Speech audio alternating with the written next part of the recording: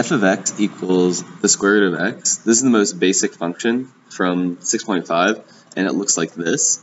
It starts at 0, and it increases in the positive infinity in the x direction. The reason why there's nothing over on the left side is because you cannot have the square root of a negative number. If you do, you have an imaginary number, and that doesn't show up on a normal xy plane.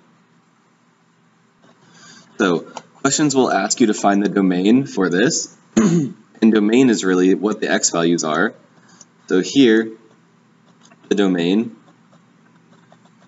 is all the x values, x is greater than or equal to 0. 0 can fit here. Any number greater than 0 can also fit, that's why it's on the graph. So the domain is x greater than or equal to 0. Now, we're really used to seeing this.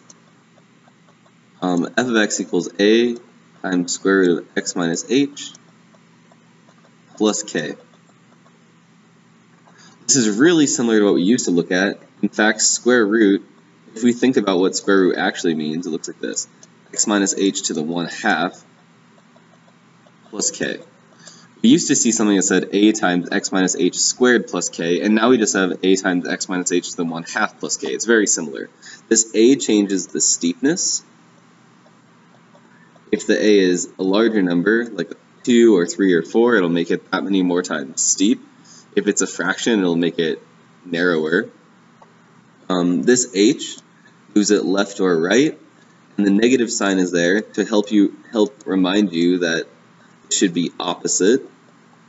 So if it says a negative number, move it to the right. If it says positive number, move it to the left.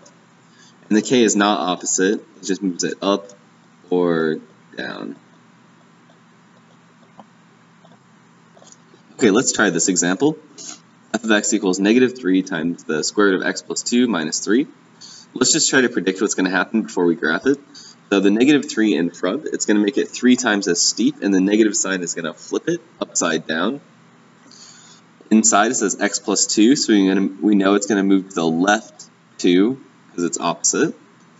And outside we have minus 3, that's going to move it down 3.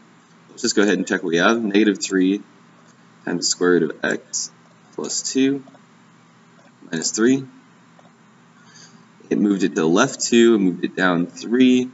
It's flipped upside down, and it's 3 times as steep. The question might also ask you what's the domain of this, and remember the domain is all the x values. So this function does not start at 0 this time, it actually starts at negative 2. That's the first x value, and it continues onward in the other direction. So the domain is actually x is all the values greater than or equal to negative 2. You also need to know about the graph of the function, the cube root of x. So let's plug that into the calculator. You have two choices. You know that the cube root of x is x to the 1/3 power. You can type that in. Or you can click math, go down to the cube root, and put x, and graph. And it looks something like this. Now the domain of this, remember domain is all the x values. So here, the domain is going to be all real numbers. It doesn't stop or start anywhere. The domain is just like all real numbers. You have to say real numbers because there are imaginary numbers and we're not including those. That would not be true. It might also ask you about the range. Remember, the domain is the x values, but the range is the y values. So you're just looking. It looks like in the left direction, the y values will continue to get less and less, and in the right direction, they'll continue to grow. So the range here is also all real numbers. The range doesn't have to be that way.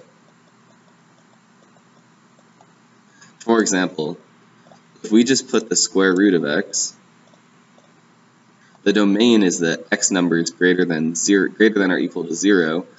The range does not include the numbers in the negative direction.